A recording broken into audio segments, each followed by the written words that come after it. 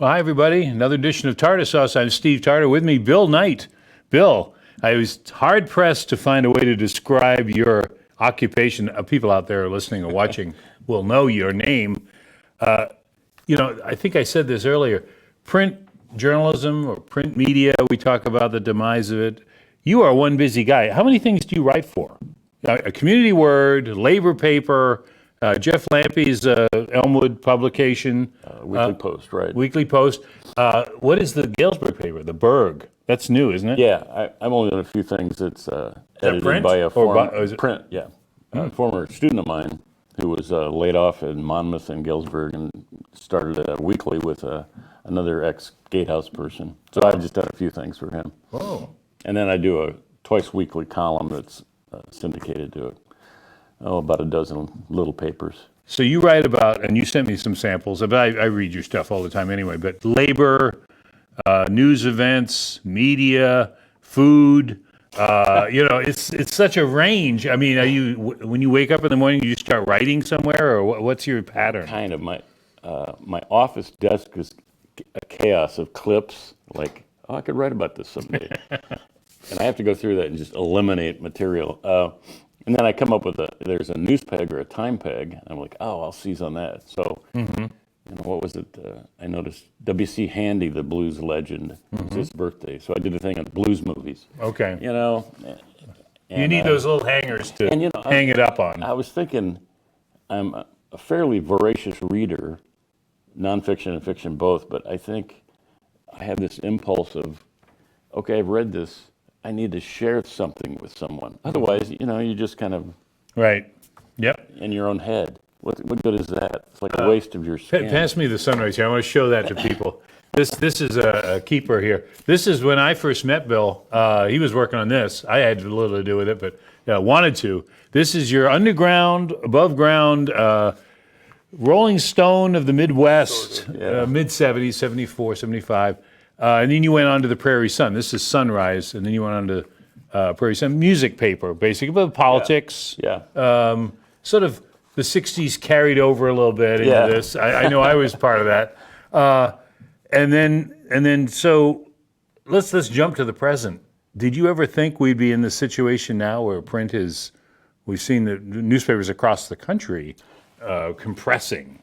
Yeah, I don't know.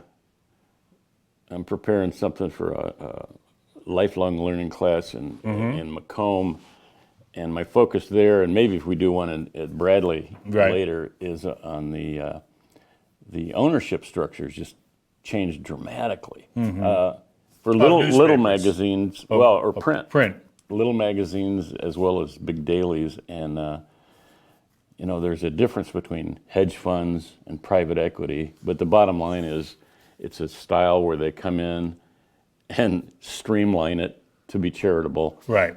And then try to sell it or go bankrupt, and they still benefit.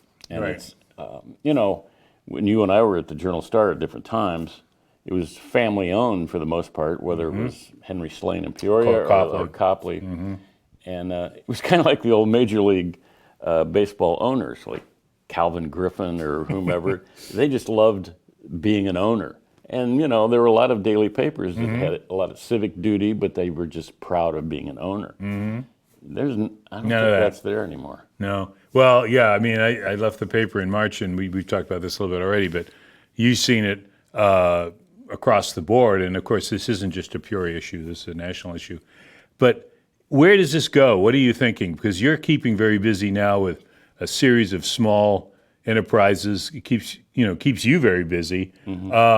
What is that the future? I mean, is it going to be lots of little, like the dinosaurs are gone and now we got all these little mammals running around? Yeah, it dates us, but we talk about the balkanization of, it's like slicing and dicing. And it troubles me kind of because for all the real narrow casting pieces of media, we're going to get down to the daily me.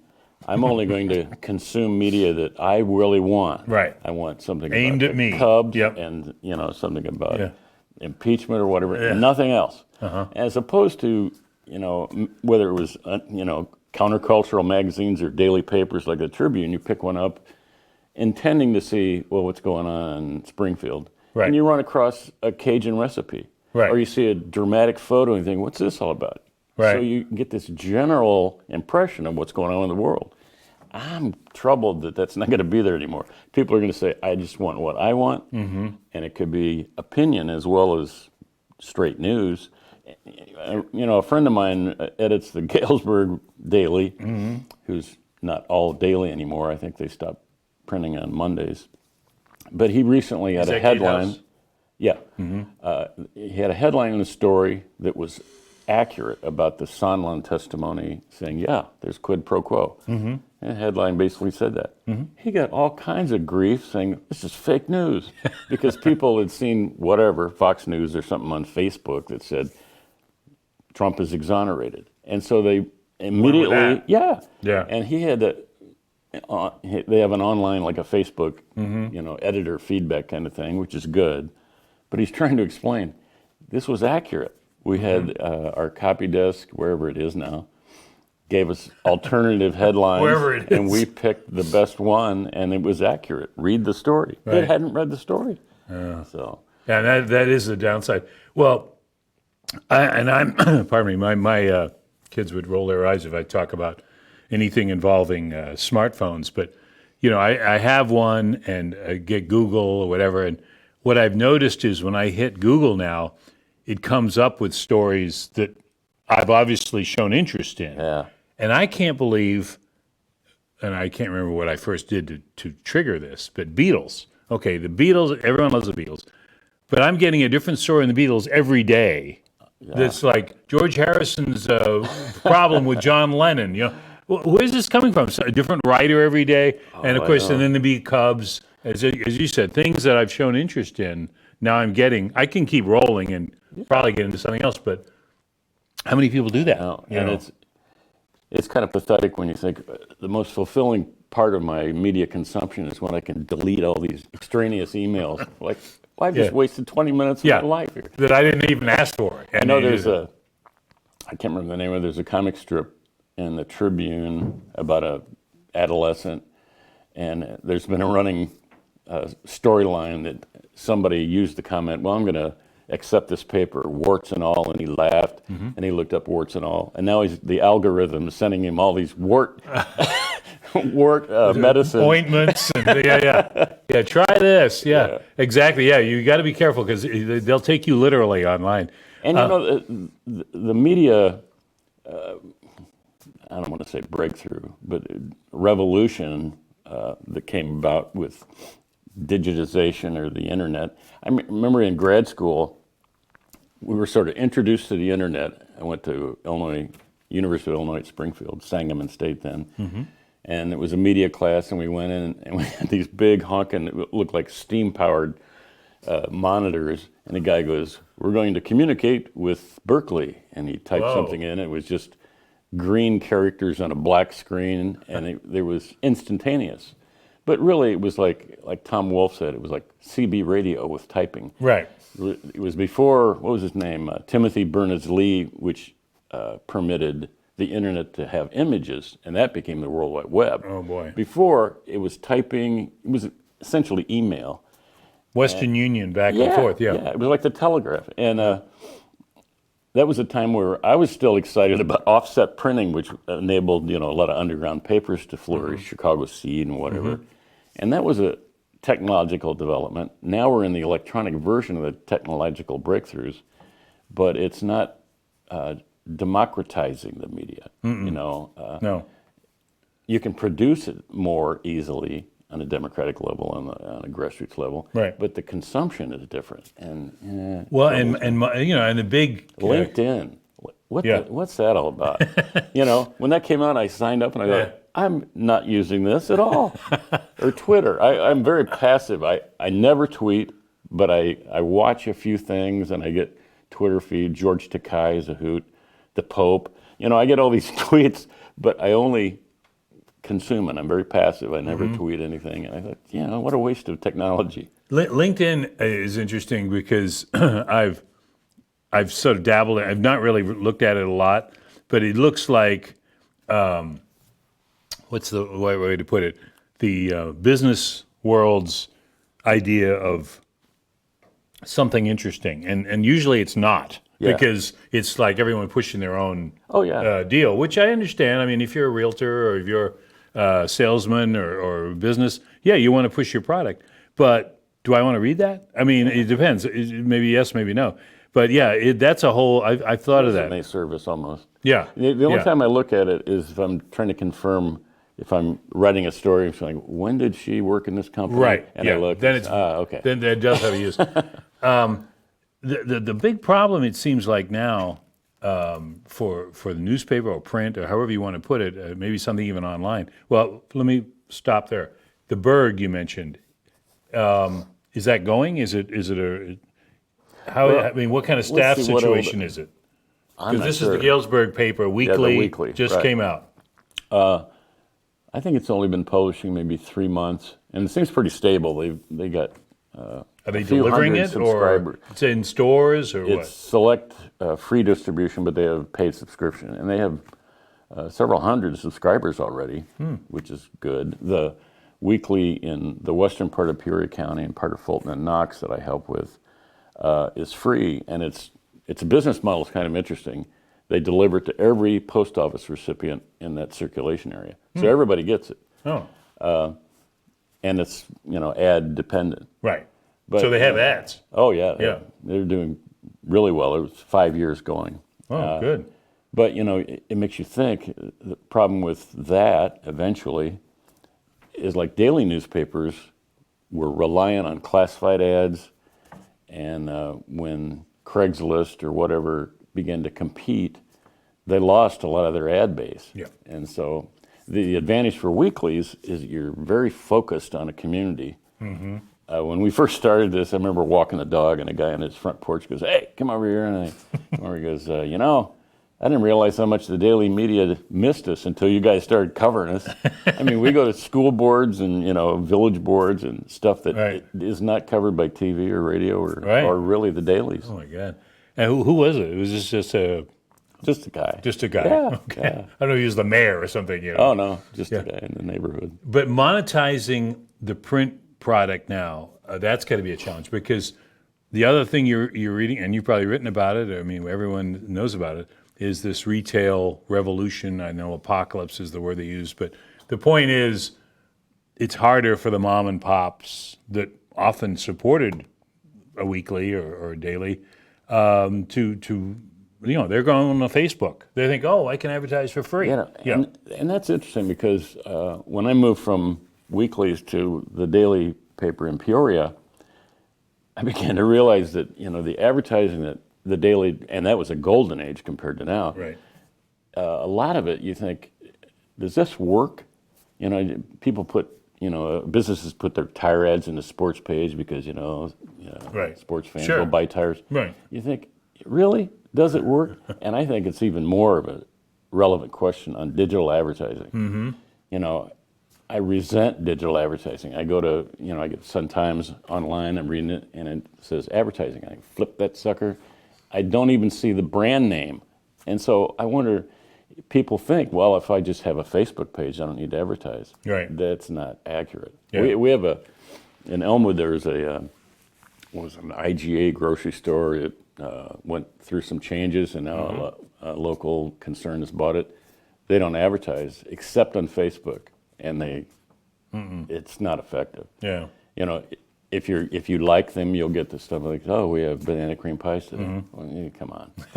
It's like email, delete. Yeah. Yeah. No more notification. Okay.